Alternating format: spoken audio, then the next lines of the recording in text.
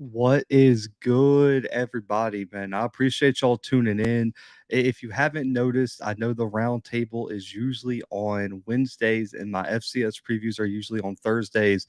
We're going to switch it up for the rest of the season, man. My guy Scotty has some things come up on Wednesday night. So now you can find the round table every single Thursday night from here on out, and you can find our FCS preview every single week on Wednesday night. So the roundtable and everything is still going on. We're just moving it to a different night starting this week, man. So and I might do, depending on travel, the FCS preview sometimes on Friday nights, man. I'll let you guys know in the community page, man. So make sure you turn those post notifications on and everything like that. But tonight I added a little bit of a new segment. Listen, Mr. Campbell called in last episode and or last show and said that he thinks that each week I should make a top 5 FCS quarterbacks list. That way, more people understand kind of what is going on in the national battle across the country with quarterbacks. He said he felt like a lot of people were blinded a little bit about, their loyalty to their team or conference and really don't know what's going on across the country at the quarterback position. So tonight I am going to drop my first top 5 FCS quarterback list. Now, to preface the list, because that's the next slide, to preface this list, this is based on strictly on field performance this season. So this has nothing to do with NFL draft projections.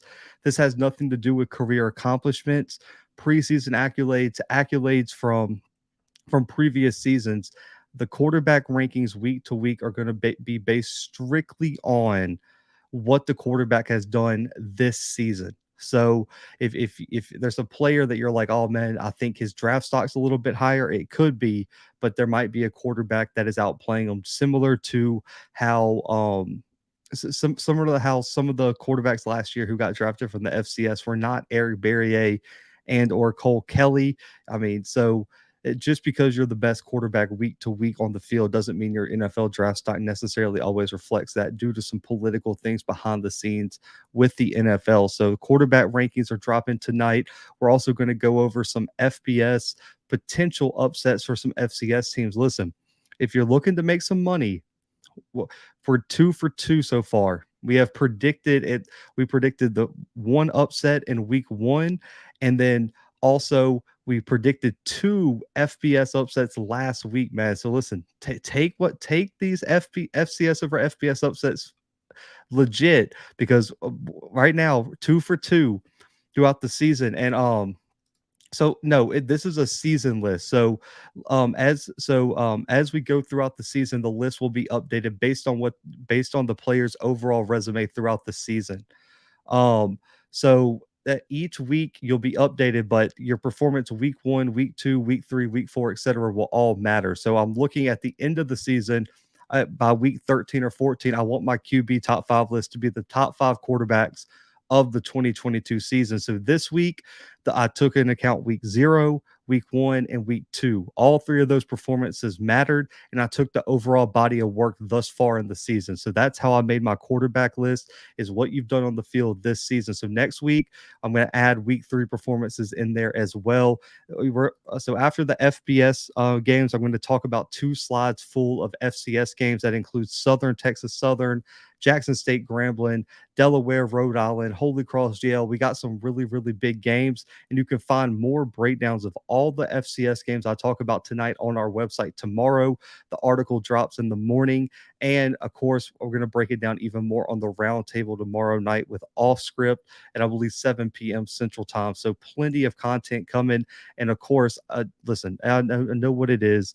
A lot of people want my individualized preview for Jackson State, Grambling State. That is also going to be dropping tomorrow morning on our YouTube channel, where I'm going to give y'all 20 minutes of pure breakdown about these two teams and give my official score predictions for the Jackson State game. So, man, before we get started, man, we got almost 100 people in here now. People are starting to roll in. Hit the like button and make sure to subscribe. But let's get into the QB rankings for the 2022 season thus far. Like I said, if you're just tuning in, this is strictly based on the field performance this season. Nothing else, no accolades, no career stats, anything like that, just based on performance. I got honorable mentions as well.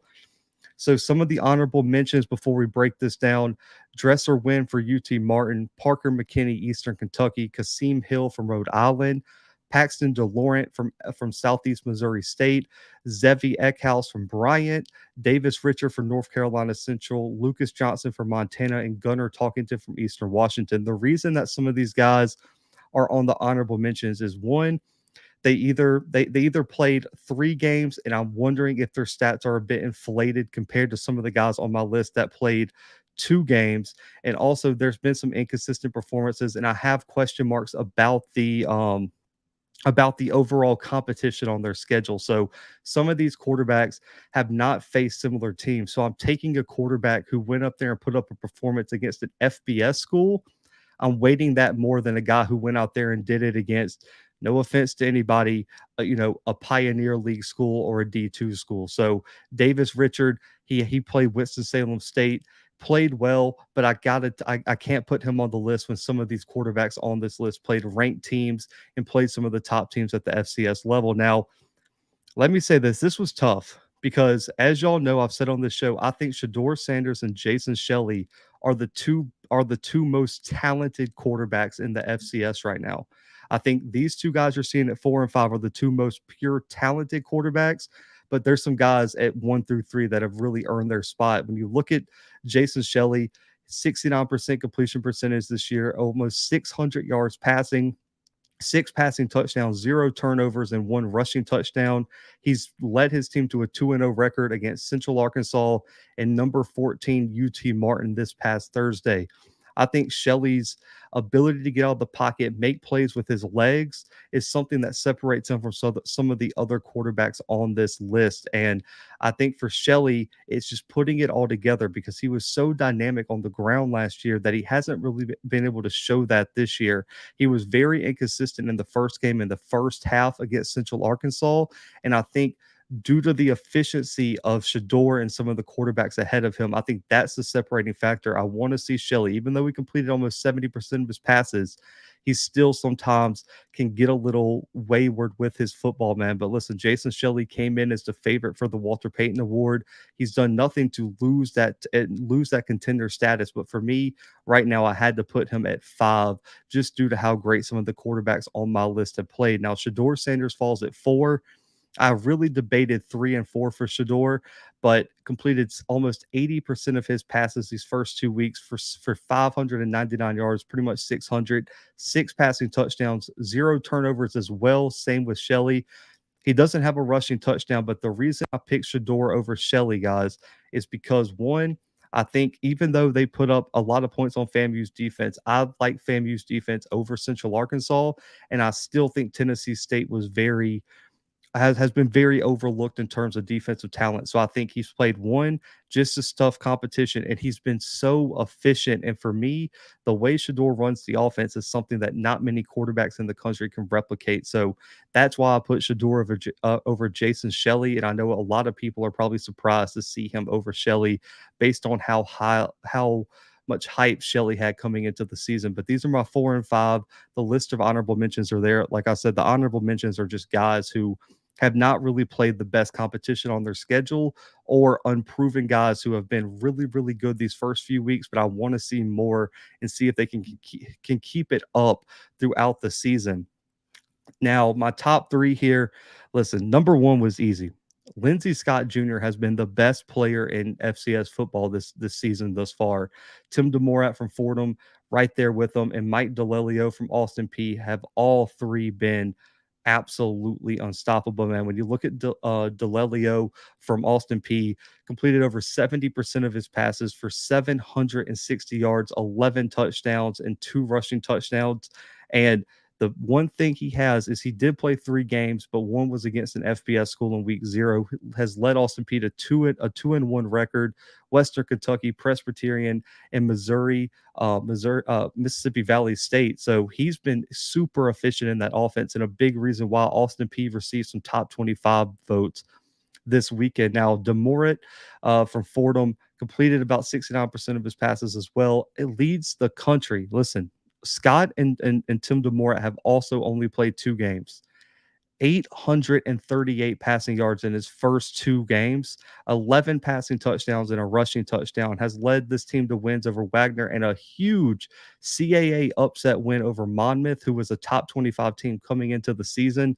Demorat leads the country in passing yards in only 2 games thus far. He came in as a top 5 FCS quarterback in the season, according to Hero Sports, and he is my second quarterback right now throughout the first 2 weeks of the season going into week 3. And Lindsey Scott, man, do I need to even explain this? Lindsey Scott has completed over 70% of his passes, almost 800 yards, 10 passing touchdowns, a rushing touchdown, and led Incarnate Word to a top 10 win over Southern Illinois and an FBS upset win over Nevada, where he threw for over 400 yards in that game. Lindsey Scott has made really and truly, Lindsey Scott has made Incarnate Word fans almost forget about Cameron Ward. And I never thought I would ever say that on this show ever. I came into the season, I had Incarnate Word in my top 20, but a big part of me wondered if GJ Kinney could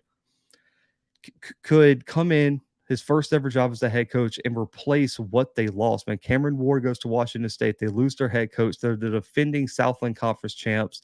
They conference jump to the WAC and jump back to the Southland right before the season. There was just a lot going on in the offseason. And Incarnate Word, in my opinion, has been the best team on the field at the FCS level this season. The defense looks much improved. The offense has been unstoppable. If you watched our recap, Darian Chafin won the Player of the Week this year at the wide receiver spot, and Lindsey Scott Jr. has been electric at the quarterback position. This is not something I saw from Scott when he was over at Nicholls State. I did not see the efficiency. I did not see the explosiveness, and I just didn't see his ability to push the football down the field like we've seen this season, man. But the top 5 right now going into week 3, listen, Lindsey Scott Jr., Tim DeMorat, Mike DeLelio, and going back, Shador Sanders at 4, Jason Shelley at 5. Those are the 5 best quarterbacks right now through the first 2 weeks, or really first 3 weeks of the season if you count week 0. But that's how I see it right now. And I think a lot of these quarterbacks have some big games coming up. Lindsey Scott has a Southeastern Louisiana game coming up in 2 weeks. Shador Sanders has some big matchups coming up in October. Fordham's about to open up conference play, and Austin Peay is going to have to go back and play in a very, very competitive ASUN. I'm really looking forward to seeing him against that Jacksonville State defense that gave Stephen F. Austin so many problems. And we already know what conference Jason Shelley plays in the Missouri Valley. He's going to have to go up against that South Dakota State defense and what's going to be a huge money-making game for him. He's going to have to go out there and play out of his mind if Missouri State really plans on competing for that Missouri Valley Conference Championship this year. Those are my top 5 quarterbacks, man. Comment below what y'all think about it, and if there's anyone that you feel like should have been in the top 5 or should have been higher. And I'll definitely going to read some of y'all's comments. But listen, 2 for 2. Listen, week 1 and week 2, we got 3. We predicted 3 of the upsets, really 4. I didn't have the Holy Cross one on the slide, but I talked about that one on the phone call with one of the callers last episode. But there's some, in my opinion, there are these 4 games easily. Matt Paris, you are so petty with that. Paris said Musa belongs in the top 5 of FCS quarterbacks right now. You are petty. Paris. But I would not be surprised if we have back-to-back weeks of 4 FCS over FBS wins this weekend. The first one, obvious. Listen, NDSU, Arizona. If I'm not mistaken, I don't know which sports book it was. I think it was Wyndham, if I'm not mistaken. Wyndham Sportsbook had NDSU as a 1-point favorite this weekend over Arizona. That game kicks off at 10 o'clock on Fox Sports 1. In my opinion, I said coming into the season that NDSU probably is going to be the favorite over Arizona. Now, Arizona has looked much better these first 2 weeks. They lost a close game to Mississippi State last weekend, and they got a week 1 win. I'm blanking on the team though, so they're sitting at 1-1. But I think NDSU winning, they've won their first 2 games. I don't know if y'all know this. I wanted to kind of run this by y'all real quick. NDSU was 35-point favorites over North Carolina A&T. I just man, that seems like an absolute outrageous line for just a game that when it was signed, a lot of people thought A&T could really win that game, a 35-point favorite, but NDSU's won 6 straight FBS games. I got them winning this weekend. I really do. That's one of the ones I feel pretty confident. I think I never dock a team for losing an FBS game. I'll say that. But I think the perception for a lot of average fans and a lot of FCS fans is going to be if North Dakota State loses this game, there's going to be a lot of people looking at them sideways going into FCS play. Whether it's fair or not, I'm going to keep it real. There's a lot of people who are expecting NDSU to go into this game and win. And if they don't, there's going to be a lot of people that say that they got upset, even as the FCS team. That just comes with the, I guess, the territory or perception of being North Dakota State. But I got North Dakota State winning that game. Now, Montana State versus Oregon State's a very interesting one. We'll see if Isaiah Afonso is back from injury. But listen, Tommy Millott in that offense has looked really, really good these first 2 weeks. We know what the defense already is with Ty Okada in them in the back end. I think Montana State can go into Corvallis and really give Oregon State a run for their money. I think when you look at the Montana schools and how successful they've been in some of these big games, you look at Montana knocking off a ranked Washington last year. Do not be surprised if Montana State can make this a very, very competitive game going late into this game this weekend in Corvallis. Now, the next game below, man, Tulsa has really, really struggled over the past few years, and Jacksonville State has looked amazing. And I kind of call this an FCS like .5 upset over FBS because listen, Tulsa still Jacksonville State still has the FBS scholarship limit at 85, but they're still transitioning. So if they do win, it still counts as an FCS win. And they've looked good. Listen, Rich Rodriguez, I'm not a believer. Listen, I told you guys, I was not a Rich Rod believer before the Stephen F. Austin game. That is why I was so confident that Stephen F. Austin would knock off Jacksonville State, but they have not missed a beat. They've looked impressive over Davidson. They've looked impressive over Stephen F. Austin, and they looked impressive last weekend as well. I would not be surprised if Jacksonville State came out with a big win against Tulsa. And then the final one, Navy's already went down to a CAA team. Delaware went in and handled Navy. Villanova has a chance to get another FBS win for the CAA. It would be their third of the season in one conference. 3 different teams, William and Mary and Delaware, already have FBS wins. Do not be surprised if Villanova goes in there and handles Army and gives the CAA back-to-back wins over the Service Academy schools this season. Um, if I was to say the most confident, I would if I had to rank these, I would probably say NDSU over Arizona and then Jacksonville State over Tulsa would be the 2 that I would be most confident in if I had to rank them. And then the other 2 are probably toss-ups. I think if I had to rank all 4 of them in order, I would do NDSU, Jacksonville State, Villanova, Montana State would be the 4 in my opinion. That's probably how I would rank it. I think NDSU is an obvious number 1. Jacksonville State, with how dominant they've looked and how questionable Tulsa has looked, I think would be another one that I would look at a little bit sideways. So, but other than that, listen, I got to give Oregon State, and now Army's always tough, man.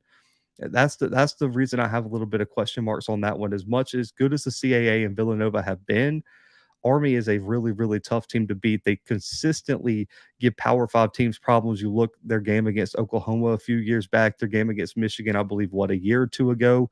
Army's a tough team to beat, and so we'll see. But I like NDSU and Jacksonville State for sure, in my opinion. If I had to rank them, let's see. I can agree on 35 points, 35-point favorite based on where A&T is right now. Jacksonville State can beat Tulsa. I'm confident in Villanova and NDSU. I'm looking forward to watching Niles guy Israel. We're going to get to that, man. Listen, the Jackson State Grambling one is coming up. All 4 upsets sound reasonable. CAA is mopping teams. Army's going to beat Villanova. Nova will win. So it sounds like that Nova Army game is one that's going to be a toss up. But man, let's keep this thing moving. I want to get to y'all's calls and comments. But listen, the first set of FCS versus FCS games I'm really looking forward to: the Citadel versus Mercer, Holy Cross versus Yale, Southern versus Texas Southern, and Austin Peay versus Alabama A&M. This is like my first round of games that I'm excited to see, but probably aren't games of the week. That's how I'm going to organize these. But I think the Citadel Mercer game's interesting, especially after the Citadel knocked off ETSU, which was number 11 in the country, and they almost fell out the top 20. I took them out of my top 25 because of how unimpressive they looked. And Mercer's coming in top 20 team, and they have an explosive offense, a very, very opportunistic defense. And hang on, Coach Green, I said this is just the first slide. Listen, this is just the games I really wanted to briefly cover, and then the next two slides are games of the week and the top ones. We'll get to Central and New Hampshire in just a second. I like Mercer in this one though. I will say that I think what for some reason, man, I can't give y'all like a just a reason. There's just I've been a big fan of what Mercer's building. I like Fred at the quarterback spot. Their running game is a real problem, and I just think the Citadel's so inconsistent, man. Like where one week they can knock off a top team in the country, and the next week I mean, Campbell handled them, and I think Mercer can do about the same thing. So I got Mercer winning this one over the Citadel this weekend. Now for Holy Cross Yale, man, this game's hard to predict because I don't know if you guys remember the Ivy League is just kicking off their season. The Ivy League did not play any games the first 2 or 3 weeks of the season. So this is the opening weekend for Ivy League play. And Yale lost to Holy Cross last season 20-17. And listen, they returned Wande Owens. They returned Clay Patterson on the defensive side of the football. Mason Tipton is an amazing wide receiver. Spencer Alston returns at the running back spot. But Holy Cross has been impressive this year. That guy in the picture next to all my games, Matthew Solka, is a problem through the air this year, over 480 yards and almost 300 rushing on the ground already. Jalen Coker is an absolute dog at the wide receiver spot. And Jacob Dobbs and Liam Anderson, I personally think, might be the best linebacker duo in the country right now in terms of their production and their ability to play sideline to sideline. I like Holy Cross in this one to go back to back over Yale. I got Holy Cross in this one 30-20. This is one of the games I'm going to have in my article tomorrow where I'm really and truly going to break this down in depth. But I got Holy Cross winning this game this weekend. Now for Southern and Texas Southern, this is, oh man, this one's tough for me because coming into the season, I thought this one was going to be extremely competitive. And right now, I don't know what like I feel like we don't know anything about Southern. We didn't learn anything with them beating up a JUCO team, and we didn't learn anything about them going down to Baton or staying in Baton Rouge and catching a beating by LSU. And then, but the other on the flip side, Texas Southern has looked atrocious. Texas Southern has looked really bad these first 2 weeks. Now, I know Drake Centers has supposedly been out for some games. They've been missing some pieces throughout the season. Now, listen, at corner, my guy over there has been Isaiah Hamilton has been a dog at corner, but he can't do it alone. And I just don't know if the defense has enough consistency and enough. I would just say, I just don't know if they have it, man. I don't know if they have I just don't know if they have it to pull this one out again, man, because I don't think you're going to sneak up on Southern. You beat Southern last year. You got them on a big upset and really turn their season upside down. I personally don't think Southern's coming in here to tiptoe in here. I think Southern's going to try to make a statement. I think Dooley really and truly is going to come in here and try to put some points on the board. He seemed he seemed very motivated in his press conference. While on the flip side, Clarence McKinley, on that other side really didn't. And so I'm going with Southern in this game. I think if I had to put a point total on it, I think Southern. I really do think Southern wins this game by 10-17 points. In my opinion, I just don't think Andrew Body and that team has enough weapons around him to go out here and get this win. I think Southern is going to run the football, and that defensive line is going to be too much for the interior of that offensive line for Texas Southern. So I got Southern winning this by 10-17 points this weekend. I don't think I just don't know if Texas Southern has it. I haven't seen it yet.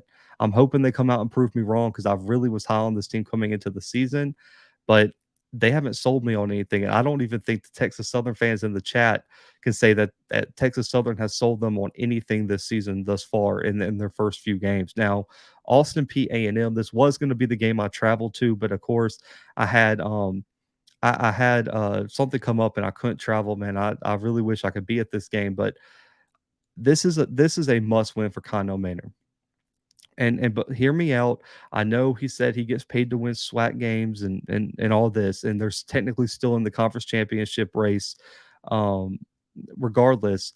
But man, this is a must win, right? Because if you go, because we the next week they go into Bragg to face FAMU, which is going to be motivated, motivated for a win because they're sitting at what 1-2 right now with going into their bye week.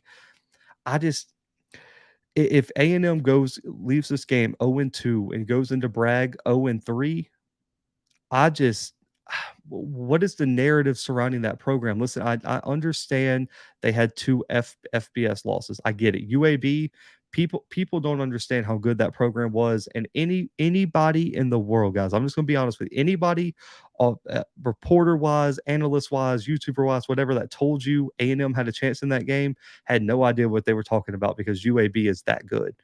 Um, and they competed a lot better against Troy, which I think was a much more evenly matched game compared to what UAB was. But man, Austin Peay has been dominant these past 2 weeks.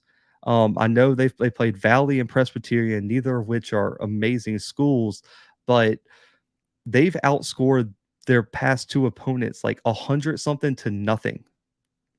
I repeat, they've won like their last two games 100 something to nothing. And this is a huge test for the A&M defense because I got Coach Walden's phone number from Austin Peay, man, the head coach. I love him, man. One of my favorite coaches to talk to. He is on a mission to he said he wants to have the number one offense in the country at Austin Peay. And we just talked about DeLilio at quarterback. He is a dog, man. Last week against Valley, he had at one point he had more touchdowns and incompletions in the first half, and he threw 5 first half touchdowns before they just ended up calling, kind of taking their foot off the pedal against Valley. He threw 5 first half touchdowns and had more touchdowns and incompletions at one point. That's how efficient this offense is. Dre McCray is a problem at the wide receiver position. He is one of the best wide receivers in the country, was an all-conference selection for our publication this preseason. And A&M, they looked a lot better last weekend, but I still have quarterback concerns. Listen, Quincy Casey and Lankford, neither of them have looked like they can be the guy. I really don't. I don't see that it factor, and I knew there was going to be a small drop off from there was going to be a drop off from a Quill Glass to whoever they put in that quarterback spot. But man, since they've won that SWAC title, man, they looked great last year, but they haven't seemed to have it yet. And Abdul has been in and out. Gary Quarles has done his thing at the running back spot, but as y'all know, you cannot win high level games like this without a quarterback. And so this is a game where the quarterback play has to be at a premium because they made Valley don't have a quarterback either, and that defense for Austin Peay made them pay. Austin Peay also forced 2 interceptions against Western Kentucky, which has one of the best passing schemes in the country at the FBS level. So this Austin Peay defense is not going to be a joke. I have Austin Peay in this one. I got Austin Peay by 14-21 in this game. I think A&M could probably keep it close early, especially if they get Quarles going in terms of the run game. But right now, I just think Austin Peay has way too much firepower for this Bulldogs defense. So I got Austin Peay by 21 this weekend over Alabama A&M in Huntsville this weekend. But man, these are some of the big games before we get to our overall game of the week. And I know what the poll said, but listen, I already knew what the game of the week was going to be. I just kind of wanted to see what you guys were thinking. But let's see. Okay, based on the press conference, Drizzy, based on the press conference, I heard Lankford is probably going to be QB1, based on Mainer's comments. But I still think if Lankford goes out there and doesn't look great, we could still probably see QC come in, but I still I personally think they're going to just keep trying to they're going to let someone win this job. And right now the job's out there for either one of these guys to grab, and they just haven't done it.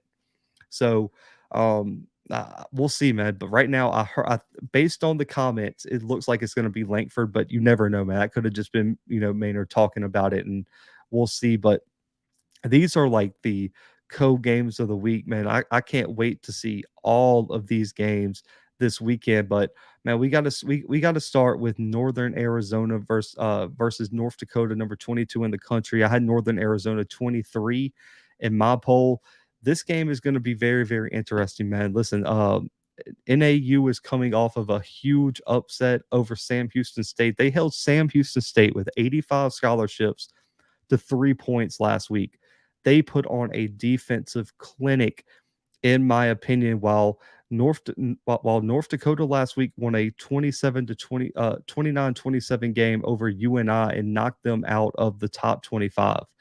And I love RJ Martinez, the guy pictured next to the games right here at quarterback. I think he's one of the more dynamic quarterbacks in the country. The question mark is, can he take care of the football and can he score more? Like, the offense has to score more than 10 points this week. North Dakota is going to play that brand of Missouri Valley football where they're going to try to run the football. They're going to try. This game is probably going to be under 30 points, but still something in my soul, man. I've said NAU is going to be a sleeper in the Big Sky. I'm going with Northern Arizona in a close upset, man. 14-13 over North Dakota. I think NAU has the talent. The Big Sky has performed really, really well in the Missouri Valley Big Sky Challenge this year. I think NAU pulls off the upset this weekend, 14-13, and I think that will be one of the bigger upsets of the weekend. And NAU is going to skyrocket in the top 25 come Monday morning. But going to the next game, North Carolina Central traveling to face number 25 New Hampshire. And this game, I want to be transparent with you guys. If North Carolina Central wins this game, no, well, no, it's North Dakota, Booker. NAU over North Dakota, not North Dakota State. It's North Dakota. So no North Dakota State upset this week by NAU, but North Dakota upset, yes. If Central wins this game, do not be surprised if they go undefeated this year. Just going to put that out there. If they go in here and beat New Hampshire on the road, do not be surprised if Central finishes this season undefeated. I'm just putting it out there. Listen, New Hampshire's a ranked team. They've been a contender in the CAA, and in my opinion, Central right now is a better team than South Carolina State. We'll see it later this season, but their next biggest games are Campbell and South Carolina State, and those are winnable games for North Carolina Central. If they win this game, do not be surprised if Central goes through the season undefeated and winds up in Atlanta this season. Let's see. Hang on. So Central, okay, they weren't super active in the transfer portal, Drizzy. But what happened is, one, the team was really, really banged up coming out of the MEAC SWAC challenge against Alcorn State last year. And on top of that, all their good players last year were freshmen or sophomores, Drizzy, outside of the one running back. I'm blanking on his name. He went to the XFL, I think. But outside of their running back, everybody was a freshman or a sophomore or someone coming back. So what happened is, it was just a young team last year who Central was only one game. They lost to South Carolina State by one score. So it was a young team who was one score away from going to the Celebration Bowl last year that everybody came back. Richard improved at quarterback. Their defense took a big step forward, and their offensive line all came back and developed. So therefore, they're the same team last year, except they just got a lot more experience and they're focused. And I love their coach. Listen, I love Buddy Pugh. I was so honored to be able to talk to him at MEAC Media Day, but no, I don't think people understand how good of a coach Trey Oliver really is. And I really mean that. I know Buddy Pugh gets a lot of credit in the HBCU space. I know Coach Prom gets a lot of credit, Willie Simmons, Connell Maynard. all of these coaches, Eddie George, but I think Trey Oliver is the most overlooked coach in the HBCU space that doesn't get his respect. He's really and truly built a legit contender, and this is why I have Central in my top 25 right now. I really do think Central has a team that could win a handful of MEAC titles consecutively over these next few seasons. They have a legit squad, and Trey Oliver has the confidence, he has the coaching ability, and he's done great with staff hires to really prepare his team to compete at the highest level. So, I think it's a little bit of both, Sonic Boom, but well, I think it's a little bit of both. A&T has their own issues, but I think it's a little bit of both. But to go out there and beat them like they did, I don't even think that game should have been as close as the score was. To be honest, man, just looking at it, watching the actual game, I don't think that game should have been particularly close.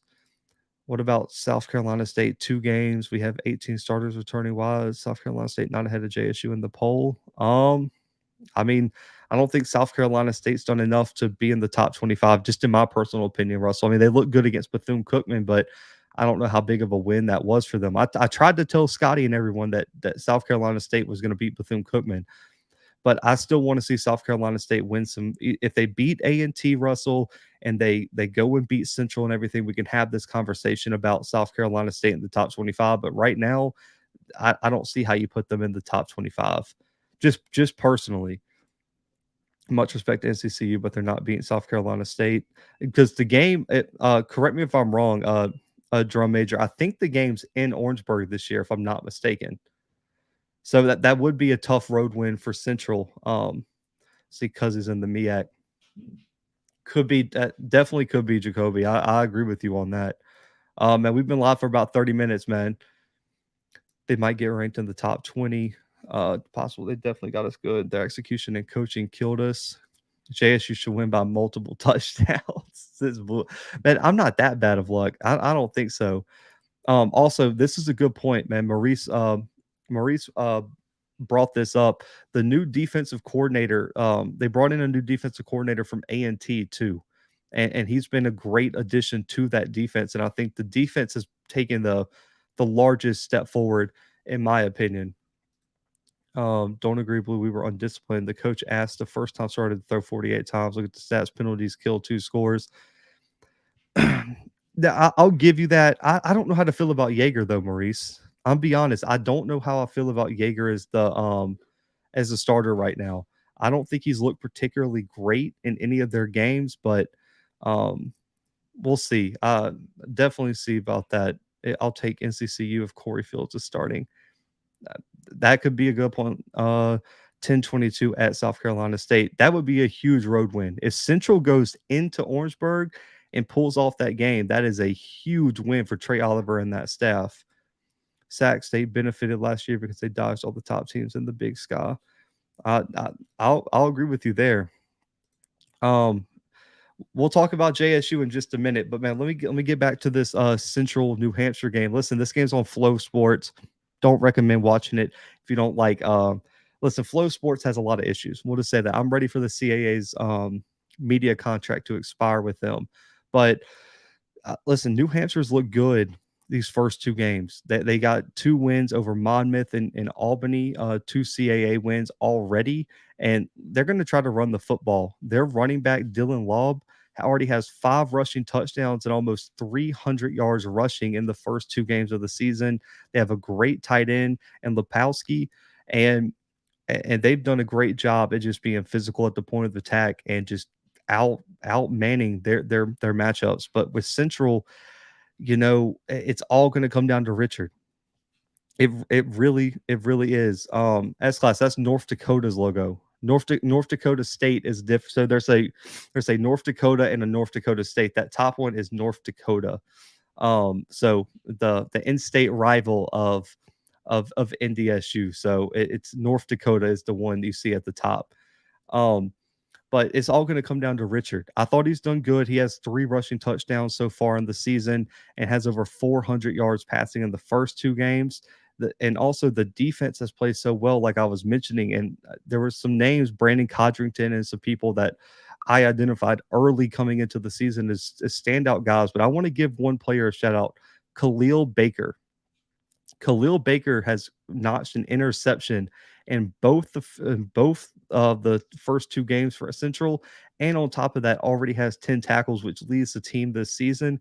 Khalil Baker has been all over the field for Central this season, and so this might be a heart pick, and I'm just gonna let y'all know. By the way, if you haven't checked out the website, 7-0 last week on the website.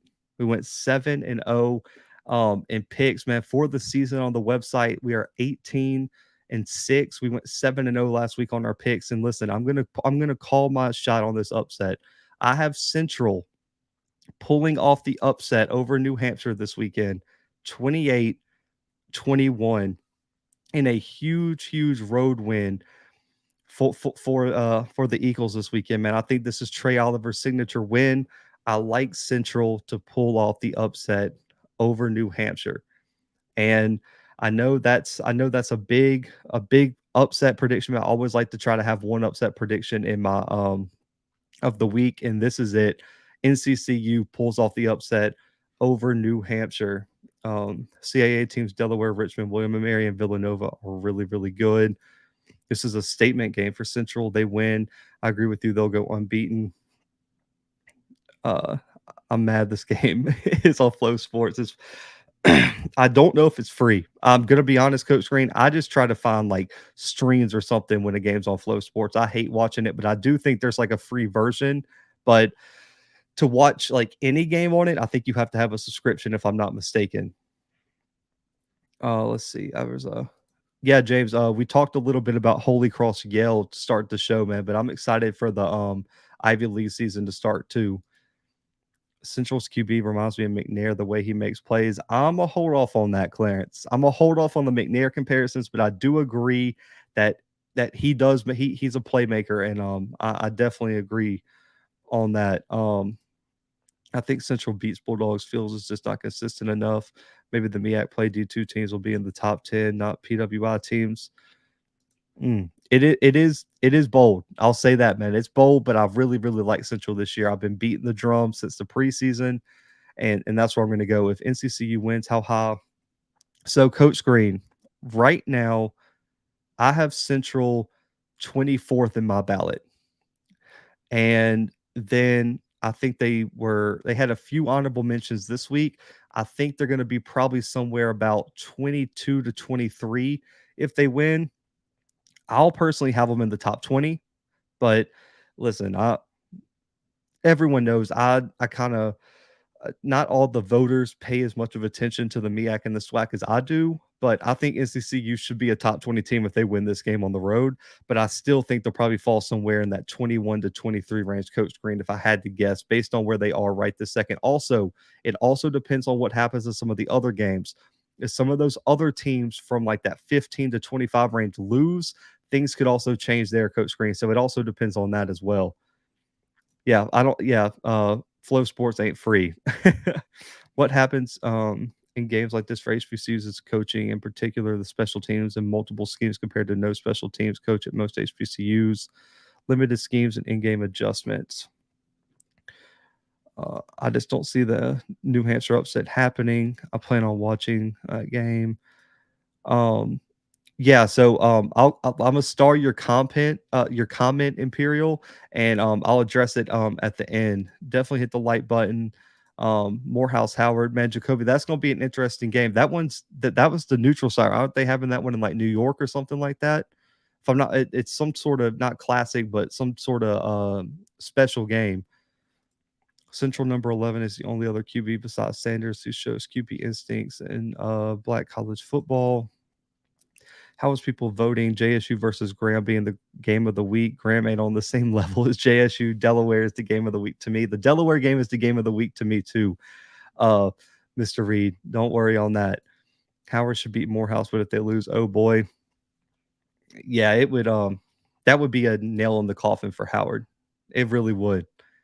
That would be a nail in the coffin. Okay, so yeah, they're playing in New Jersey MetLife Stadium. Now that's now that's gonna be fun, man. I can't wait to see that one.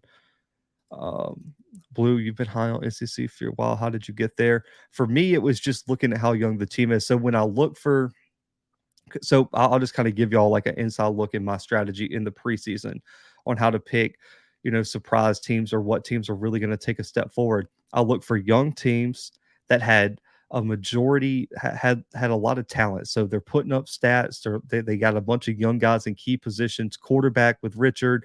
They had some young wide receivers step up. Offensive line, D line, defensive backs all had young guys who looked promising for most of the season, and they just had their moments in tough places. So they played their most competitive football against the top teams. They were one game away from winning the MEAC, and everybody came back. And then also Coach Green talking to Trey Oliver in person, on camera and off camera, just kind of hearing his mindset, hearing how motivated he was, hearing what he was telling his players and everything. I just had a feeling, man, that Central was going to make that jump. And the number one thing that you need, and everyone talks about this, is coaching. And for me, I'm sold on Trey Oliver as a coach, like I was talking about earlier. So for me, being young, everyone coming back, those all their top players except for the running back came back pretty much, and also the offensive line and D line looked like they were going to take a big step forward. So that's why I picked Central, and mostly because I was a believer in Trey Oliver.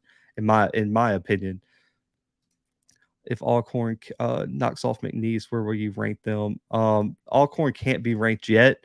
JM, I mean, it'd be 1 and 2, and McNeese is not a team that's anywhere close to being ranked. I don't think McNeese has won a game either. So I can't rank Alcorn for beating McNeese. I don't think that's a game that's really going to earn them um, any votes in the top 25, JM. But Alcorn's going to have to win some SWAC games and put together a run here. But if they would have beat Stephen F. Austin, then we could be talking. But I don't think you can rank a 1 and 2 team just because they beat McNeese, in my opinion.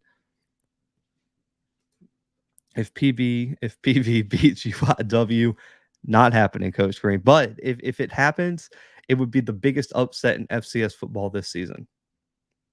Just going to leave it at that. That would be the biggest upset in FCS football this season. But listen, guys, I told y'all about the sponsorship for the podcast with DraftKings. About to pay some bills real quick. We're going to take a 60-second commercial break and be right back. So stay tuned, and then we're going to break down Jackson State, Grambling State right here on the Blue Bloods. The NFL's opening week was action-packed and is just getting started. Get ready for week 2 of touchdowns, big plays, and even bigger wins with DraftKings Sportsbook, an official sports betting partner of the NFL. This week, new customers can bet just $5 on any football game and get $200 in free bets instantly. Want more action? Everyone can experience the thrill of DraftKings early win promotion. It's simple. This Sunday, bet on any NFL team to win. If your team leads by 10 at any point in the game, you get paid instantly, even if your team loses.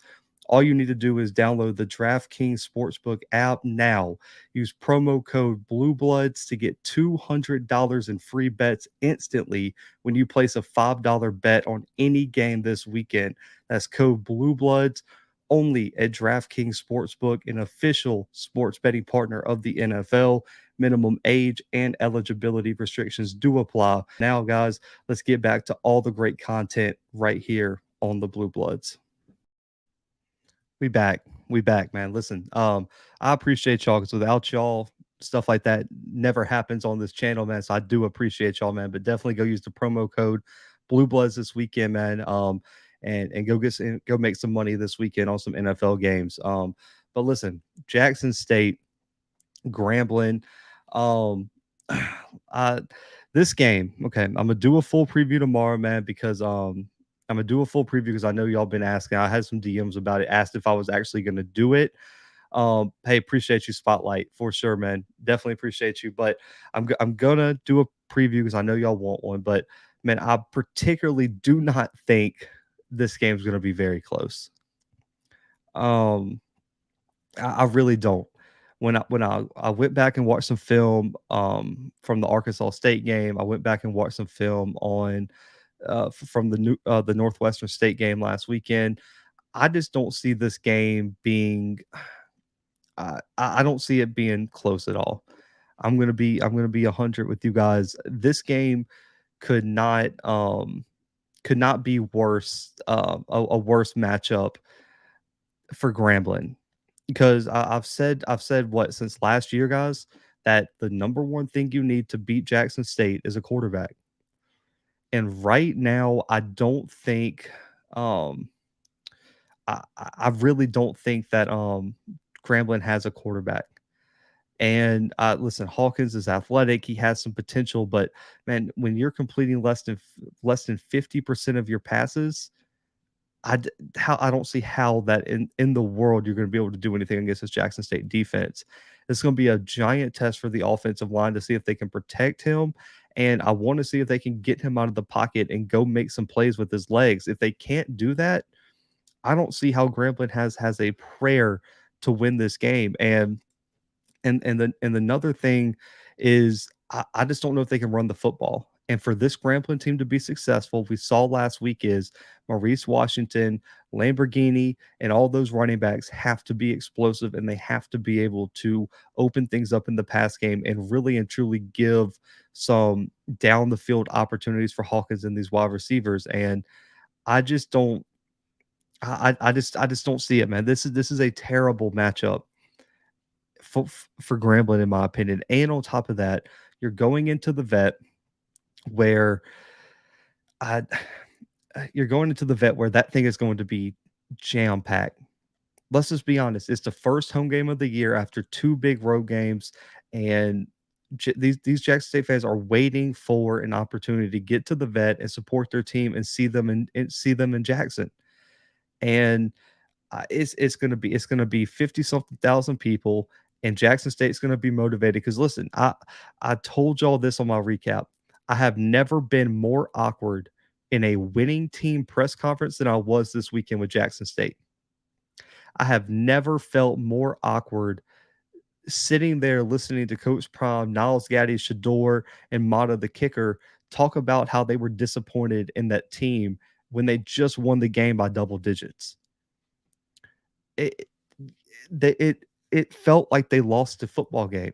And I just think I think Jackson State's going to come in on a mission. I'm going to be honest. I think they're going to come in on a mission, and they are absolutely going to try to make sure every single light on the scoreboard works in the vet this weekend. And so I got Jackson State big in this one. I'm gonna drop my official score prediction tomorrow. Listen, I'm still going to treat it, because I'm still treat it as one of our score prediction ones. So listen, the Venmo giveaway still applies to this Jackson State Grambling game. So when I post the episode tomorrow morning, click on the video, comment your score predictions in the comments of tomorrow's Jackson State Grambling video. If you predict the winner and the score correctly, you win our $50 Venmo giveaway, man. So be on the lookout for that video tomorrow morning and go comment there. Any comments in these comments are not going to count. You have to comment on the official preview video tomorrow. Um, I just my thing is, when I look at Shador, when I look at the wide receiving core, when I look at now Savion Wilkerson developing as a running back, when I look at the offensive line development, especially in the run game for Jackson State, I just don't know if Grambling State has the back end to hang in there. Um, and when you look at Sundiata Anderson, he has his moments. Last year, he was a great pass rusher, but his strength is run defense. And for me, I just don't know if they have a guy who can go get the quarterback. So it's just a recipe for disaster, in my opinion. And my thing is are they going to be able to slow down the passing attack? If you cannot make Jackson State one dimensional, you don't have a chance. And then you look on the other side of the football. Niles Gaddy is on an absolute mission, man. An absolute mission. I talked to some people close to him today, and what he said, this guy just got 4 sacks, right? He just had 4 sacks and 4.5 tackles for loss last week. He said he still thought that he should have had more than 4 sacks, that he thought he didn't perform very well last week. And I'm like, man, you had 4 sacks. What else? Like, what did you need to do? He said that he was disappointed because he thought he should be able to do more. And I'm like, bro, you just had 4 sacks and 4.5 tackles for loss. Like, what were you going to do more? So he's on a mission. Devontae Davis has played well on the inside. We know what Aubrey is at linebacker. Listen, the one guy who's been a breakout player is, I want to give him a shout out, is Wiggins on the back end. Wiggins has looked, in my opinion, right now, him and Gaddy have looked like the 2 most improved players on Jackson State's team this year. Gaddy and him have looked amazing. Wiggins looks like a completely different player in the back end of this defense. And I understand Nugget hasn't been in there. Travis is still banged up and won't play this weekend, as Coach Prom said in the press conference. I just don't know. You can't bench Wiggins. Like, I know how talented Hunter and Nugget are, but you can't bench Wiggins. He's been playing that good. And so we'll see what happens. Zay's on the other side as well. We're going to see what happens when everyone comes back. But I think Wiggins and Gaddy right now have been the 2 best players on the defense for Jackson State this year. And they really and truly have done an absolute amazing job these first 2 games. No, Jersey. He said in the press conference this week. You can go. I got it up on my channel in one of the previous videos. He said Travis is not playing this weekend. He just came out flat and said that Travis wasn't ready to go, and Travis won't be playing this weekend, according to Coach Prom in his press conference. The keys to victory. One, you got to score in the red zone. You have to score in the red zone, man. That's something that, you know, I get it. You made some mistakes. You know, there were some turnovers, like when he got stripped by the defensive back when he was trying to get like an extra 2 yards when he already had the first down. You made some mistakes, but you have to put the ball in the end zone, because what's happening is, even if you got a field goal kicker, which they do, Mata did an amazing job this past weekend. When you only put 3 up, it keeps the other team in the game. We talked about it on the recap, man. All of y'all put in the comments, if those field goals for Jackson State turn into touchdowns, the game last week isn't even close. So you have to put the ball in the end zone, because it gives the other team hope when they can hold you to a field goal. Because as a defense, if someone drives inside your red zone and you hold them to 3, that's a win for the defense. That's an absolute win. Or you force a turnover or whatever, that's a huge win for the defense. So Jackson State's red zone offense has to be better. And on defense, I just think, man, I want to see. Man, it's hard because the defense has played so well. Like, they're the number 1 defense in the FCS right now. So I just think you got to do what you do, man. I think that's what I'm just gonna say. Just play your defensive scheme. We got 1 caller here. Mr. Ford, you're live. Hey, can you hear me? Yeah, you're good, man. Yeah. Let me turn this thing down. How you doing? Not too bad. Not too bad. All right. Let me turn it down here, because I know it'll come down. Listen, do you remember Ted Hendricks? He played for the Baltimore Colts back in the 70s, and he played for the Oakland Raiders. They called him the Mad Start. Oh, yeah. Do you remember him? I do. Okay, that's who Gaddy looks like. Gaddy is playing just like Ted Hendricks. Now, you know, one of them talking heads used to criticize Gaddy a lot last year, but I'm wondering what he's going to say when Gaddy gets drafted high, because Gaddy's got all the intangibles. He's about 6'4", possibly 6'5". He's got weight on him. He can run. You can put him down on his hand, and you can stand him up. Okay? Gaddy is a pro prospect. All right, now let me tell you somebody you leaving off. You said the Wiggins kid and Gaddy. Don't forget that transfer that's wearing number 31. He's a defensive lineman. He plays up there he's like a defensive tackle. I think he's a transfer from Florida International. You know who I'm talking about? Oh, is it Jason Mercier or Mercier? That boy is the truth. He is the truth. He has stabilized that it's him. Well, they play a lot of people with him, but I really like it's him. And when Doyle is next to him, Doyle is that transfer from Texas A&M. That's 2 men right there. That's 2 men. I talked to someone, who knows a little bit about draft comparisons and things, his pro comp for Gaddy was Julius Peppers.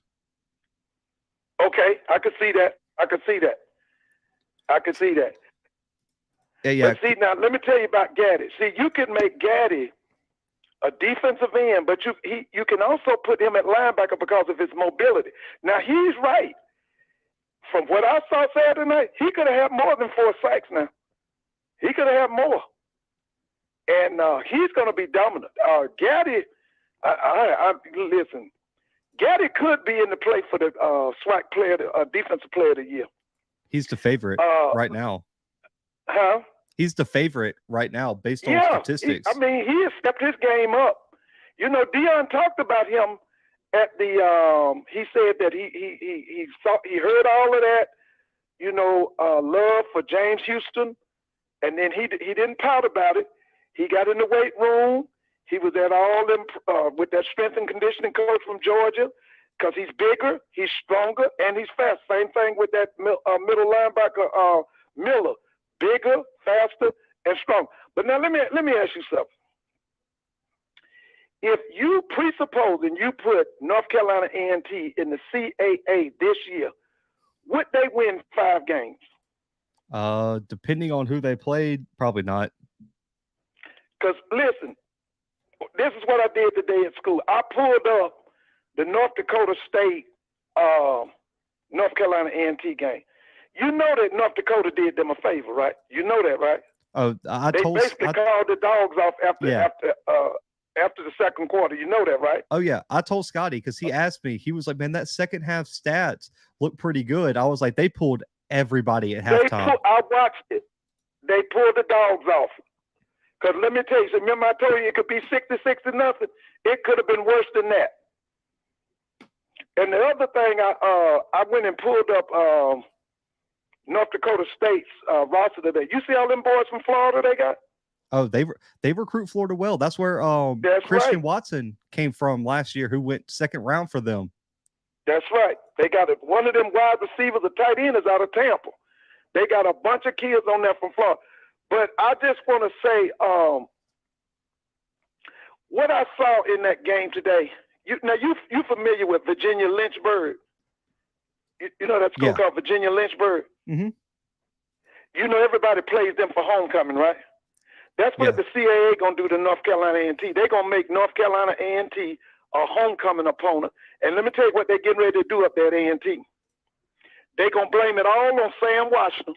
And it's not his fault. They're going to blame. See, them boys, that program is still a MEAC program. Y'all can say what y'all want. That's still a MEAC program. And I saw it plain as day when they played North Dakota State. Okay? Now, let me just say this one thing about that Southern and LSU game last week. I had a chance to look at that. And I just want to say this to the Southern people. What did that Southern game do for you? What did it do for you? Did it help you with recruiting? You had, now Blue, what they said they had, over 90,000 people at that game. How many people they had at that game? Yeah, it was a sellout, so it was over 100K. Over 100,000. But now, here's the thing. It was over 100,000 people, but Southern only got 500,000. Yeah, listen, come on, Southern.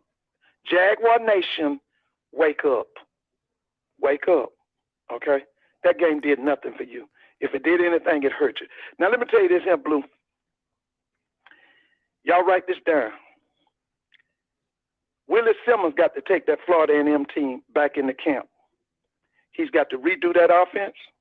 He's got to redo that defense. And if he does not do that, they're going to have a losing season. Now, I'm going to ask you how you feel about that, but that's what I'm telling you now.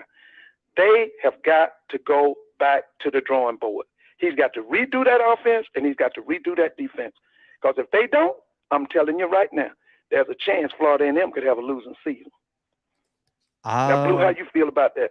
A losing season would be brutal, but I told everyone if they go out there and lose to A&M next week, I don't see how they finished above 4th in the division.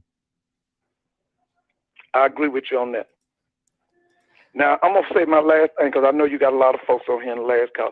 I just want to say this to the people of Mississippi and to the government out there in Mississippi.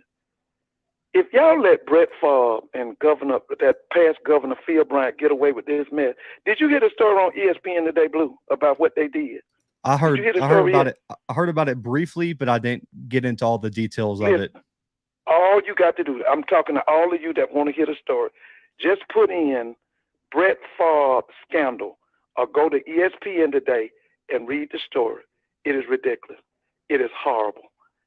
If those people in Mississippi, the citizens and the state government, allow Brett Favre and Phil Bryant to get away with this, they should take their statehood. Listen, you have a good night, and you're doing a great job, Blue. All right? Appreciate you, Mr. Ford. Okay, bye-bye.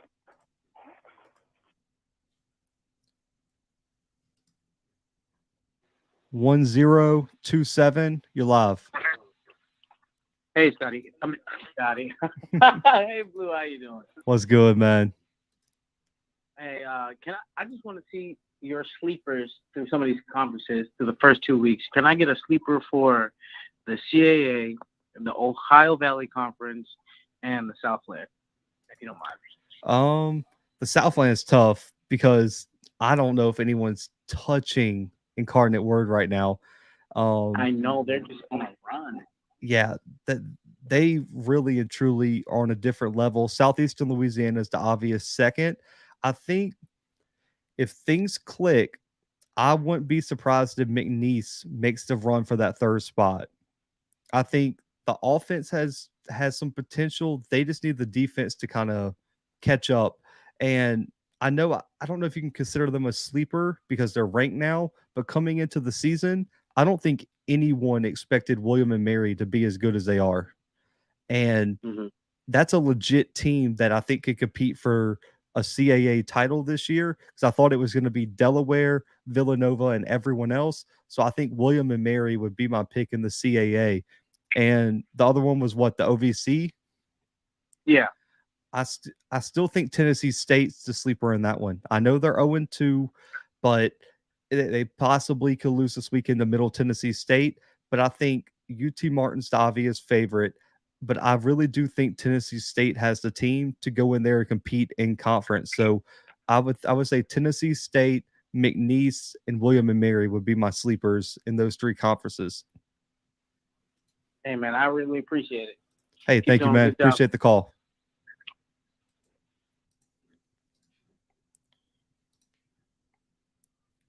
One 320, you're live.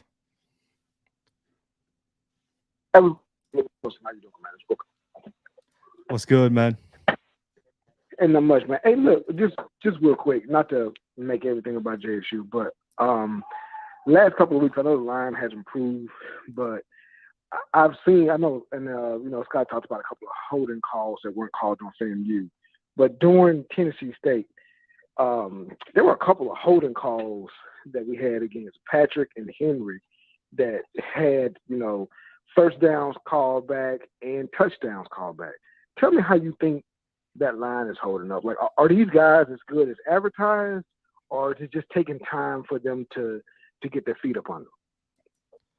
I think it's going to take time. There are 5 new starters in a new offense. I think you got to give them a little bit of time. Now, you do have to clean up penalties because in big games, a holding here or there will cost you the game. And it cost Jackson State some points this past weekend and some explosive plays. But I wouldn't count them out, man. I think the biggest improvement I've seen from the offensive line comes in the run blocking. They have some guys who are going to go out there and try to put people in the dirt. And that's something they did not have last season. Pass blocking, I still think there's some improvement to be had there. They've done a good job getting the ball out of Shador's hands, and he's done a good job getting out of the pocket to make plays. But I think the run blocking aspect has been the biggest improvement for Jackson State's O-line this year. But I say still give them a few weeks. They've performed well against 2 really good defensive lines. And this weekend they have another chance against a D line led by Sundiata Anderson. So I would say give them a few more weeks, but I think over the first 2 weeks, you couldn't have asked for anything more from an offensive line with 5 new starters. Okay. And my last question would be this: looking at the other FCS conferences, right? MEAC and all involved. Based on their, trench play, how does JSU kind of measure up? So, it's kind of like, we were obviously not that good last year on the O line. So we're happy with better, but are we still, obviously there's some improvement that needs to be done, but are we to a point to where we are comparable or competitive with, top 10 FCS teams that are playoff worthy, like deep playoff run worthy, or we still got some work to be done? As I'm looking at right now, like with Tennessee State. Tennessee State played, Eastern Washington tough, right? But that was week 1. They played us tough week 1. They're very physical. But for our schedule, that's about the only good look we're going to have of a team against another team who's played other ranked teams. So just as you see it, how do we rank up against other ranked teams FCS wide? And where do you think we might wind up, barring any catastrophic injuries at the end of the season? That's all I got, man. I drop off and teach some of the colors. Hey, appreciate you, man. All right. Oh, man. Anonymous, you're next. I think I would say they probably got an offensive line that I think you could argue is somewhere in like the 25 to 35 range potentially. But I don't think, listen, there's a long way to go to put Jackson State in the conversation of offensive line with some of those Midwest teams that have had a 10, 15-year long run of just offensive linemen consistently coming in and out. And it's just like a factory like an NDSU or someone like that. So, I think it's a top 30-ish offensive line, but I think it's still, I want to see more before I just give them the title of like one of the best offensive lines in the FCS. So that's probably where I would put it. But I think that it's on its way, and they landed some great talent, but it's still going to take a minute to be considered one of the best in the FCS. Anonymous, you're live. Hello, this is Anonymous. And I had a question about if you had a chance, if you were a player besides Auburn, if you were in the FCS, I don't know who your team is in the FCS, but if you were a player and you had the chance of being recruited and the team said they're going to either play LSU or NDSU, which team would you rather play? Oh, okay. Repeat that one more time. I'll make sure I got exactly what you wanted me. So outside of Auburn, say that one more time. So say you're being recruited, right? And you can either pick a team that's an FCS, whatever your favorite team is, and they say we're going to either play, one team says they're going to play NDSU, or the other team says they're going to play LSU on their schedule. Which team would you rather play for? Really and truly, I probably wouldn't base it off of that. Well, just that topic, not so much so career, but for myself, because I played O-line, so I would say LSU had the better D-line, so I would want to go play for the team that played LSU, because I feel like for me, who played offensive line, that'd be a bigger challenge. So I would probably say that. I'd probably say I'd rather play LSU. If I was an offensive lineman and everything was the same in terms of what I played, I would pick LSU because they have a better defensive line than North Dakota State. Right, and say that you were a legitimate prospect. Don't you think that makes more sense to go play a school that plays on national TV, has 100,000 crowd, and more likely scouts at their game? So I was just using that as a point to prove that I don't understand why people are so critical of playing quote unquote money games, where this is a shot for a lot of these guys on the bubble to make a case for their draft stock. I think, okay, so based on what I've heard the past few days, I'm just going to give you my perspective on it. It's not the money game issue. It's not that we don't want to play those schools. It's more, if we're going to go play those schools, we want more money. And for me, I get it because like I said on my last show, I think FCS schools, regardless, SWAC, MEAC, Big Sky, Missouri Valley, Southland, you need it's $1 million minimum. And yeah, go ahead and ask for that. Why not? And I think that was the point. And so if you ask for 1 million, if you ask for 1.2 mil and you get 850, you get 900, it's a lot better than getting the 450 that you're settling for. And I think that was really the point that was missed in it all. And what happens is, and this happens way too much in like this space, is someone says something and it's taken out of context, and that's what people get caught up on. I don't think it was, we should never play money games ever. And we don't care about getting the players in front of the scouts or in front of these teams or anything like that.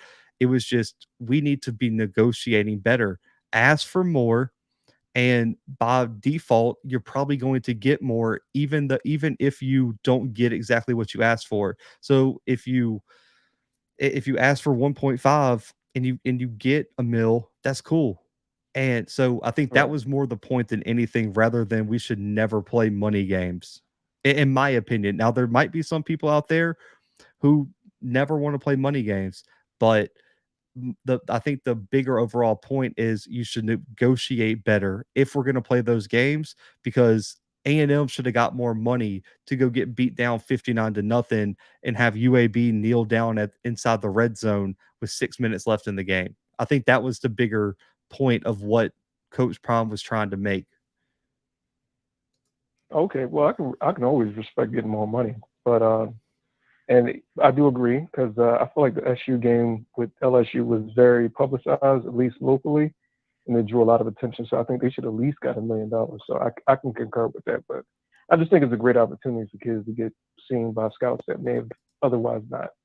Yeah, and you also got to compare the deals, and I think that also got lost in the clip too, because people just clip everything up, and you miss the context things are set in, and context is really, really important in these conversations. He was saying, Alabama State getting paid, let's just say 650K to go play Auburn. They take a 25-minute bus ride. Their travel cost expenses aren't taking from that money really, so they get the full 650. But getting paid 650 to fly to LA and play UCLA, then you're losing all the money on travel and hotels and things like that. So he was saying, we have to be smarter in how to negotiate. You need to negotiate more to go play UCLA, because it's going to cost more to go play UCLA. It didn't cost Southern anything, so they got the whole 750K, which is why I think he said that was a great deal. But Alabama State got screwed. They got no money, and then they had to spend it all to go to LA and get back. And it's the same thing as you were to travel up to Washington, Seattle, or anything like that. You have to negotiate smarter. And I think that was the main point to watch, rather than it's just, we hate all money games. It's just, know your worth, make the deals make business sense, and negotiate on a scale. If your travel costs and everything are going to be this, you need to negotiate this, and etc. And I think that was the main point. But due to everyone clipping up what he said, I think a lot of the context has been lost when we really do have this conversation. And that's why it turns into, a quote unquote pissing match on social media or other shows, because everyone thinks they have a point, but no one's seen the whole clip.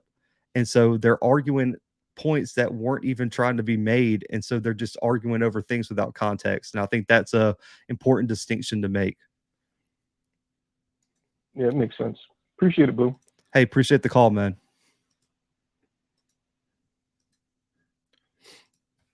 But man, and I think, and like I said on the last show, man, I think he had a point. You have to negotiate better deals, man. Like it makes no sense for people to be getting less than 500K to go play some of these games, and that goes for everyone in the FCS across the board. I think the only Just to kind of give you an example, the only FCS school that got paid over $1 million for their money game or out of conference game was Idaho.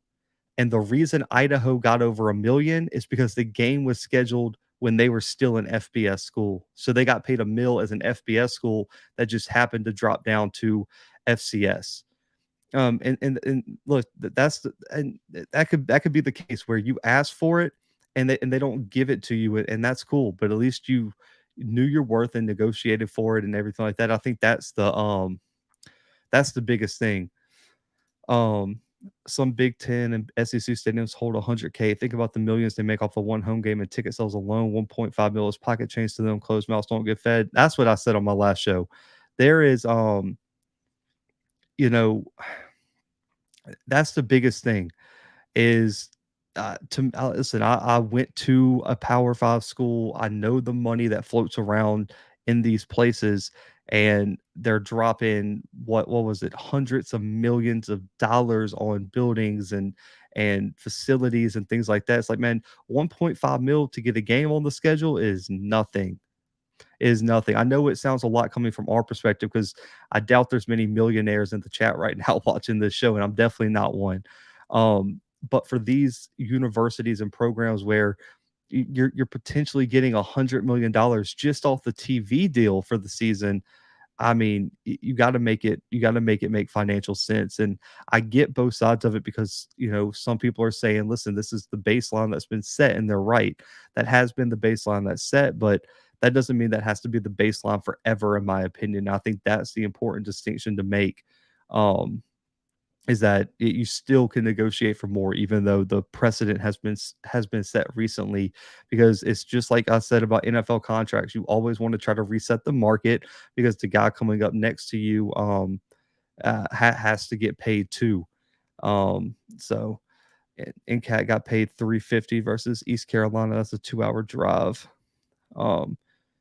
See, oh no, where can I see that game? The A&M coach that received that pink scooter from Coach Prime. I'm sure it's on YouTube somewhere. Probably Cut Day, maybe, or something like that. Thank you, Darren. Nebraska paid $15 million to Scott Frost to walk out the back door. $15 million. And listen, just between us, the rumor around Auburn is when they fired Gus Malzahn, a singular person, one person, paid off Gus Malzahn's $20-something million buyout. A single person, guys. Like, that's the type of money that some of these boosters have in some of these programs. And so the fact that you can't say Alabama State couldn't get $1 million for a game, man, come on. So I think that was the overall thing. And just, anytime I hear something on social media, on another platform, anything like that, like, you have to go listen to the full clip, man. I'm going to repeat this to y'all a million times, man. You've got to go listen to everything. You cannot listen to a minute soundbite of a 20-minute interview and think and then take it completely out of context, man. Like, do your due diligence and listening to stuff before, reacting. And I just think it'll clean up the whole back and forth that we have sometimes across the media space and everything. But listen, man, I got to get back on track here. Listen, call in number in the chat as well if you want to call in. But man, Jackson State, I think, has the obvious advantage. I got them winning this weekend in the vet. I'm dropping my score prediction tomorrow. And for our $50 Venmo giveaway, you got to predict the correct score and the correct winner. You got to comment it on the video dropping tomorrow. So make sure to look out for that in the morning. The other game, real quickly, I wanted to talk about, man, before I get to y'all's comments and everything, is UNI versus Sac State. This is a game that I'm extremely interested to see, man. Sac State's only played one game this year. They're a top 10 team in the country. They're number 8 right now in the FCS stats per form poll. Northern Iowa dropped a close game to North Dakota last week. And I just want to see if Sac State's legit, man. There's a lot of people who were looking at them as potential contenders this year for the FCS national title, but they're going to have to win this game. They got to travel to Northern Iowa in the Dome, but I still think Sac State's got a little bit too much talent. Love the quarterback play for Sac State. So I'm going to go with Sac State here, 24-13 over Northern Iowa. And quickly, FCS game of the week, Rhode Island versus Delaware, a ranked matchup. Number 9 Delaware traveling to number 17 Rhode Island on Flow Sports, sadly. But listen, this is going to come down to defense. Delaware's defense versus Rhode Island's offense is going to be the key to the game. 8 points per game allowed right now for Delaware. That includes an FBS game week 1, which they pulled off the upset. Their leading tackler, I just want to let you guys hear this. In 2 games, their top 3 leading tacklers are Johnny Buchanan with 38 tackles in 2 games, Noah Plock with 22 tackles in 2 games, and Liam Trainer with 21 tackles in 2 games. They've played excellent defense for the Blue Hens. Man, Nolan Henderson is going to be the X factor on offense. He's going to have to create some explosive plays for Delaware. And Rhode Island has looked impressive against Stony Brook and Bryant this year. Kasim Hill at the quarterback spot, over 500 passing yards, has done a great job on the offensive side of the football for the Rams. Marquise DeShields is one of my favorite running backs in the country. He is extremely, extremely explosive. Had a big hurdle highlight this offseason in practice, man. 170 yards rushing thus far. This team is averaging over 6 yards per carry. This is going to be a big game for AJ Penn on the defensive side of the football after having 3.5 sacks last week against Bryant. But man, I picked Delaware to win the CAA. I trust this defense. I trust Henderson. I trust this offense to make just enough plays to squeak by on the road this week against Rhode Island. So I'm going with Delaware 34-28 in our game of the week.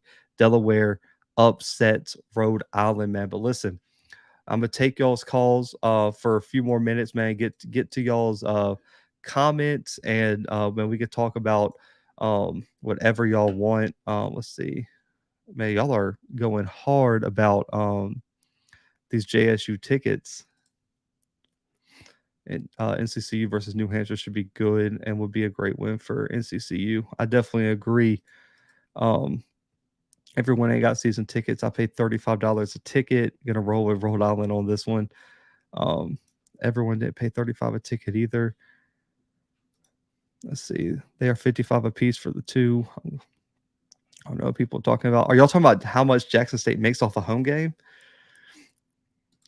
When SU went to Georgia, they paid $650K and paid for travel and lodging. The LSU game was a win for SU. $760K, no travel and no lodging expenses. Yeah, so they pocketed all that money. That was not a bad that was really not a bad deal there.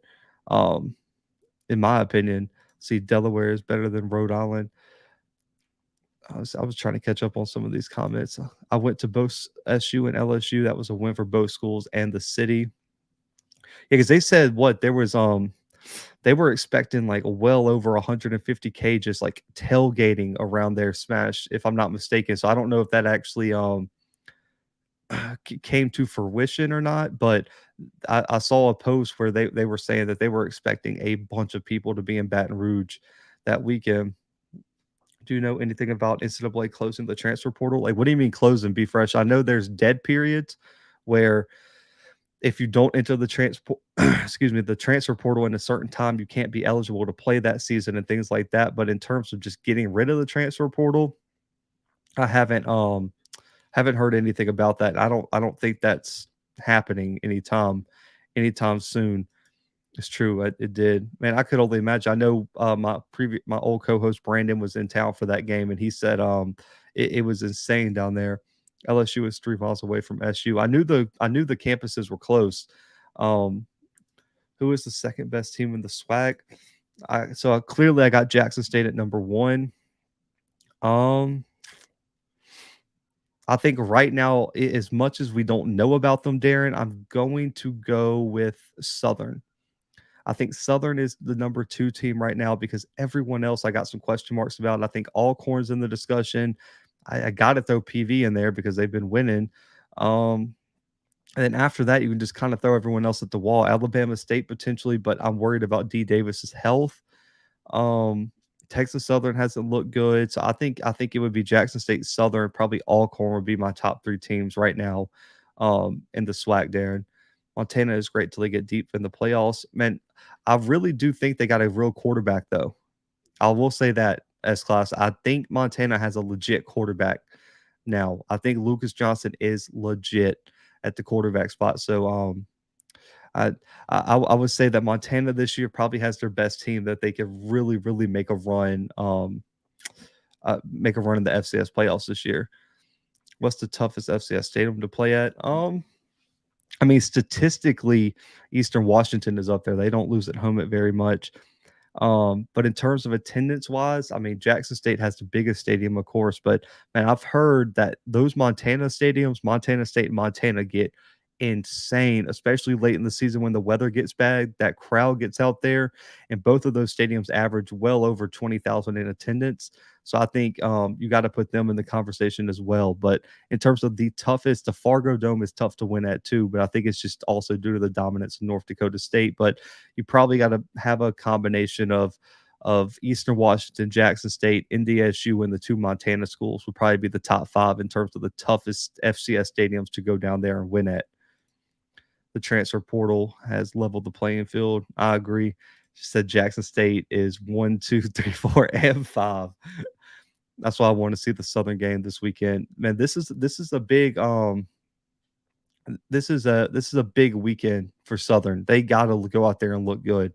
I think everyone has questions about what Southern could potentially be this year. This is a great opportunity for them to go prove to everyone that they're going to live up to all the hype. They will change by the end of Saturday when we beat Southern. Love the confidence, Los J. Definitely love the confidence.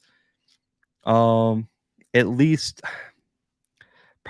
by 28, Paris. I think 28 to 30 something will probably be the final score there. They're going to win by at least 28. It's probably going to be 30 plus, honestly, this weekend. I do have, okay, so I got the score prediction in my article tomorrow. I guess I'll drop it for you guys. Let me scroll up to it. So the article dropping tomorrow, Paris. I got Incarnate Word winning 52-17 over PV. So I got Incarnate Word 52, PV 17 this weekend. I don't trust PV to go in there and beat Incarnate Word, which is look like the best team in the FCS this year as of right now. People keep talking about JSU don't own our stadium, but y'all get beaten the ones you own. Jesus Christ. If South Carolina State comes close to beat South Carolina, will you move SCS? Not close. They're gonna have to win that game. Russell, they're gonna have to win. If South Carolina State is gonna be ranked next week, they're gonna have to beat South Carolina, and I don't know if that's gonna happen personally. By 40. That's a fact. They call in numbers right here, 701-779-9585 is the call in number, man. I'll be on here for probably about another 10 minutes. Southern will beat Texas Southern by 30. The article will be dropping in the morning, Sean. I got a few edits to make tonight after I get done with the live stream, but it'll be out early in the morning, probably about 8 or 9. PV defense is very fast, so I want to see how they match up with Incarnate Word. Man, they better be fast. They better be fast, because let me tell you, that Incarnate Word offense is electric. They put up 62 against Southern Illinois, a top 10 team in the country, and then put up 55 against Nevada last weekend in an FBS upset. So yeah, they better be fast. Let's see. So they just got on here. Have y'all covered Incarnate Word? If not, are they for real? Man, no, they are for real, Mario. Listen, they beat a top 10 team in the country in Southern Illinois and then beat an FBS school in Nevada. I don't know how in the world they could play any steeper competition unless they had to go play like a Power 5 school. Incarnate Word has played more competition than any other team in the top 10 right now in terms of my FCS rankings. They've played more comp than NDSU. They've played more comp than, South Dakota State, maybe not, but it's 50-50 there. Played more comp than Montana, played more comp than Montana State, played more comp than Sac State, played more comp than Jackson State, played more comp than Delaware, played more comp than Villanova. I mean, Incarnate Word has played an FBS school and a preseason top 10 FCS school and beat them both by double digits. So Incarnate Word is legit right now, Mario. Winning in Grambling is statistically tough, but the atmosphere, I'll say Southern crowd, is crazy. Gamecocks upset. They only ranked HBCUs high if they beat FCS schools. I mean, maybe some voters. I mean, for me, I got Jackson State at 10. I mean, that is pretty high. I would say Jackson State at 10 is pretty high. I got Central ranked in 24th, so I wouldn't say that. In my opinion, whose draft stock is dropping? Right now, I hate to say it, Isaiah Lands is dropping. Isaiah Land has not looked good. Did not get a sack last week against a D2 team in Albany State. Man, I just want to see Nugget get on the field, man. Nuggets got to get some film got to get some film put together his last season. So I would say Nugget a little bit. And then right now, Malachi, I mean, not on the field. His is dropping as well. I think outside of that, I don't think there's any NFL draft eligible players that have really made big drops, but I'm sure they're coming, Chris. I'll do a whole list after this week when the kind of stats and everything start coming back in, but those three are the first ones that come to mind, at least in the Swac. Appreciate you, Sean, man. Who is the most disappointing team in the Swac? This is a tough one, Darren. Jesus. I'll say FAMU though. I'll say FAMU has been the most disappointing team in the SWAC. They looked kind of promising against UNC, I guess. Then they get smacked around by Jackson State. Then they get a struggle win over Albany State. So I would say FAMU has been the most disappointed team. A close second would be Texas Southern, would be another team I'm really disappointed in. And then a close third would be Alabama A&M. So it would be FAMU, FAMU, Texas Southern, Alabama A&M would be my three most disappointing teams in the SWAC right now. The vet should be a nightmare for visiting teams, but our fans haven't learned the amount of power they possess and how to deploy it. Hey, that's fair enough. This is a good weekend for FCS football. I agree, man. There's so many good games this weekend. I can't wait to watch all of them.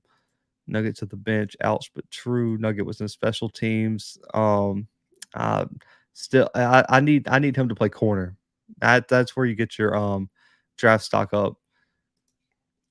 We wanted to be let's see, it was given to JSU Valley State 4 years ago.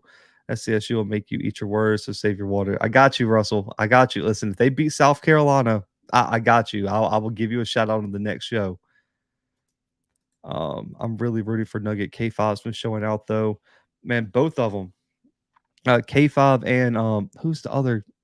There was another DB. I'm blanking on his name. It starts with an H. Number 19, Herman Smith.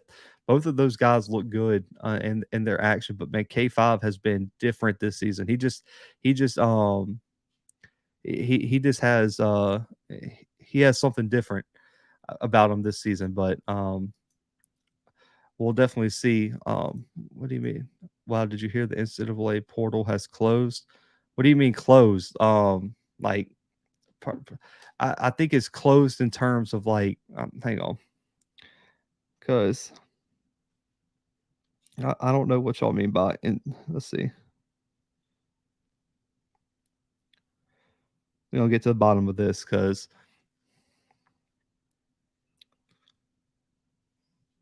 bro, it's just the window system. So it's not like it's not closed for good. It's just you can't.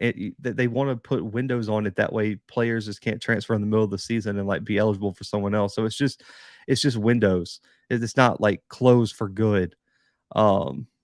So it'll be all right. Yeah, I think he's a redshirt sophomore. I think, if I'm not mistaken, John. Western Carolina is going to be a problem. I agree. In the SoCon, they're going to be a sleeper, Donovan. I picked them before the season as my sleeper in there. That offense is going to be a huge problem. FAMU's most disappointing, easy. FAMU easily most disappointing. FAMU is getting let's see, Nugget and Lamb will probably be joining us in the chat. Value your opinion because you're at the top of your game with HBCU. So who's got the biggest mismatch this weekend? In your opinion, well, the biggest three, sir. In terms of games, who's the biggest mismatch? I think. Oh, looking at all the games, I think Jackson State Grambling does not match up well with Jackson State. That's a huge mismatch in my opinion. Now, Another one I think is going to be Incarnate Word PV, Mario. That is going to be that. I don't see how that game's even close because the defense for Incarnate Word has been really good this year, and the quarterback play, I don't believe in it at PV. So I think those are the two biggest mismatches right now. Texas Southern, we'll see. It depends on what Texas Southern shows up. And then, Austin Peay A&M is pretty bad, but I still think Incarnate Word beats PV by more than Austin Peay beats A&M. So I'll go with A&M. I'll go with PV, Incarnate Word. I'll go with Jackson State, Grambling State. It's the biggest mismatches. Jason Dumas has not been on the field. I don't know where he was draft wise, but his stock. I see the thing with Dumas is the thing with Dumas, I don't know what his draft stock is because of his size, Mr. G, because he's a little bit undersized, especially in terms of height. So I don't know where his draft stock really was. I know he had an injury. So I'm hoping he's back eligible, not eligible, back on the field this weekend, but I know he had an injury. He dressed out last weekend. I don't know how many snaps he played, but I'm hoping that he gets on the field this weekend. A hype team at JSU games, hype all the fans all around the stadium. The Vet is a large stadium, but not intimidating. Southern's is more intimidating. Herman Smith. Yeah, Herman Smith was one I was talking about. Call the numbers here, man. We're about to wrap up the show here in a minute. What are your thoughts on Crawley at Bama State? I think the potential's there in terms of explosive plays down the field, but his deep ball can be on point sometimes, Swac. But the problem is consistency with Crawley for me. Crawley can get you through the games that Bama State should win, but can Crawley go out there and win you a game against when a team has more talent than Bama State? I think that's something that D. Davis could do, but potentially not Crawley. But I think Crawley's serviceable, and Crawley can get some wins in conference for you. But for the big games, if you want to upset a Jackson State or someone like that, I think you're going to need D. Davis in the game. And I think that's where Crawley's limitations have been. Wiggins' technique is the difference maker. He's only a sophomore. Southern's home stadium is more intimidating than JSU's home stadium, even though JSU holds more people. That's fair. All players who entered the portal in September got released. Damn. I don't think there's one person that can say K5 and Herman Smith didn't earn their spot, regardless of how a player starts. Those two have been balling. I agree. They have both definitely earned it. I talked about that game earlier in the show, Darren. I think NDSU gets that game, but I gave a preview earlier, and I'm also going to preview that game in my article dropping in the morning. Landon Nugget can always come back. I don't think they can. I think this is like their legit last year of eligibility, Brandon. Unless I'm wrong, I could be wrong, but I'm pretty sure I was told this was both their last years of eligibility. But we'll see. I don't know. Let me know if I'm wrong on that. But I'm pretty sure they don't have another year. It depends on what division. I think I really do think Tennessee State could win the West. I really do. And I think they would probably finish second in the East behind Jackson State. But I think right now Tennessee State's a better team than everyone else in the East. And it'd be a competition between them, Southern and Alcorn, but they would have a chance to win that other division. I grew up in Jackson, been to every JSU SU game since a baby. I'm here to tell you that JSU pack crowd is different. Trust me. I want to see Nugget win because I know that GA Natty win would be in the back of his head. Definitely, I agree, Smash. When Alcorn's going to upgrade those facilities, I don't know, man. Listen, I got a show coming with the Alcorn State coach. Maybe I can talk to him about talking a little bit about that. I know the locker room upgrades are in the works, but I don't know the timetable on them. I don't know the timetable right now. Kevin, this is another game I previewed earlier. If you rewind just a little bit, I talked about it, but I picked NCCU for the upset, man. I think they have just enough to get past New Hampshire this weekend. It's my one upset pick of the week, and I really, really hope NCCU can pull that upset off, and I think they have the talent to do so, especially with how their defense is playing. Quincy Casey, I don't know. I think he'll get playing time, but I don't think he's going to be the starter this weekend, Darren. I think they're going to go with Lankford at first. any recruits going to be at JSU Grambling. I don't know about any recruits visiting, but I would imagine they are going to have someone there. They're going to have someone there. Okay, so Nugget has another year due to COVID. Okay, they can if they take a red shirt. So if Nugget can't come back technically, so maybe if Nugget comes back, that's going to be scary. And get Travis in his second year and Nugget coming back for a fifth year. That's going to be disgusting. Does Hawkins complete 60% of his passes Saturday? Oh, so Kevin said Nugget played his spring season. We'll see. I'll text Mr. Moore, man. I'll let y'all know next episode. Does Hawkins complete 60% of his passes Saturday? No. I'm going to say no. Hawkins has not completed 60% of his passes in either of the first two games. He didn't complete 60% against Northwestern State, and he completed less than 50 against Arkansas State. I do not think Hawkins completes 60% of his passes, and I think that's going to be a major, major issue for Grambling State this weekend is the efficiency and accuracy of their quarterback, and that's going to be something that that holds them back ultimately, man. But listen, and almost 2 hours on here, man. We were up over 300 for most of the stream, at up over 250 now. I definitely appreciate y'all. Listen, Jackson State, Grambling State official preview dropping in the morning on YouTube. Our full article with all our other FCS previews dropping on the website, thebluebloodspod.com, dropping on our website in the morning as well. And then I'm trying to think if we got anything else coming. Roundtable tomorrow night with Off Script. We're going to preview a lot of the HBCU games this upcoming weekend, and I could have a Friday show as well, man. I'm a definitely let y'all know. I might just do a live stream, let y'all call in, give y'all's predictions on whatever games y'all want to talk about, because I'm not traveling this weekend, so I'll be able to do a live stream the night before all the games kick off, man. Listen, hit the like button, hit the subscribe button, man. Join the membership if y'all want, and if you don't remember DraftKings, go download the DraftKings Sportsbook app, use promo code Bluebloods. You get, if you put in $5 on a game this weekend, you get $200 instantly in free bets this weekend. But guys, until next time, the Blue Bloods are out.